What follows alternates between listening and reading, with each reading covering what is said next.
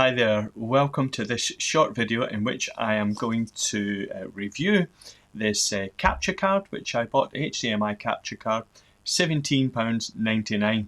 So at that price I'm thinking you can't really go wrong. So let's have a quick look at it just now. So let me just swap it to you. So I think it's fair to say it's quite well made. It's got a kind of metal feel, small screw on each end, which obviously holds it together, and it's well labelled. Input, obviously where the camera plugs in from its HDMI cable, and output the USB that goes into the computer. So that's what it is. Then in the packet there's nothing much apart from the user manual, which is quite useful actually. It tells me that it's maximum resolutions 4K is the input. Output is restricted to 1080p, which for most of us is going to be good all the time. It's got some instructions here about how to use it in OBS. I'm not going to be using it in OBS, but there you go. So it's fairly good. Instructions, can't fault that. It came quickly. I ordered it on Amazon, and although it was coming from China, it was supposed to come 4 weeks. It took 2, and here we have it there.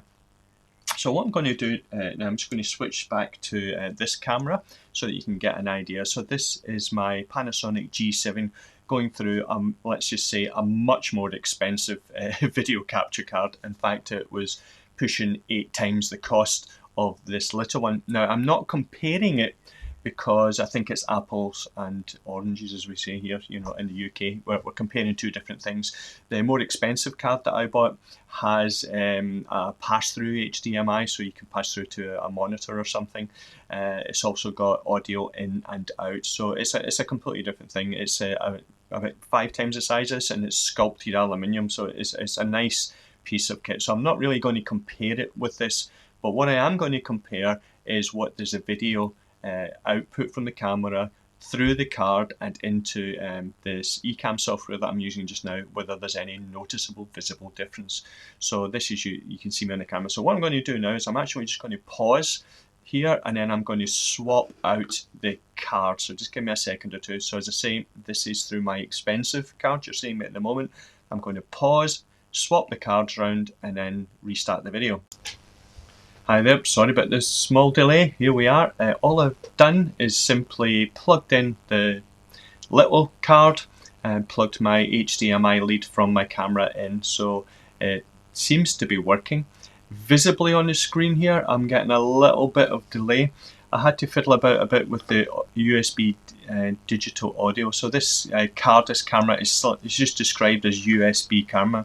So on the face of it, it looks well, it looks good. I have got a delay, visibly to me at least, but I'll be interested to see whether that shows through on the camera. So I'm going to swap back now just to my other card, and we can have a comparison again. So just a second or two. Hi there, so this is us back on my expensive video capture card. So on the face of it, I don't think I can see much difference there. How it would be on a long run, I don't quite know. But here is what I actually bought the little card for. I bought the little card so that I could try and bring in, let me just see, just 2 seconds. I just wanted to bring in the feed from my laptop. So I have an HDMI out, kind of adapter as it were, Thunderbolt to HDMI out. HDMI cable going to the little card. So let me just show you so you can see right what I've got now are 3 camera feeds into my eCam. So I have got this iPhone one that you're looking at right now. I've got the Mirrorbox capture card that I can see here, and then now I've got a third one. It's called USB Camera 2 here, and it is the PowerPoint feed from my little laptop here. So again, this seems overcomplicated, I know, because many of you will be using an iPad which you just plug in with its own cable straight in USB, and you get all this. I haven't got an iPad, but what I have got is a Windows tablet laptop. So again, I'm used to using this for presentations and so on. So but to be able to just swap back and forth through there is really helpful. So only hiccup I can see at the moment is I can't figure out how to put pip in there, but we'll have a practice with that. So hopefully that's been helpful. For $17.99, I don't think you can go wrong with that little card. So, and as I say, I hope that's been helpful to you.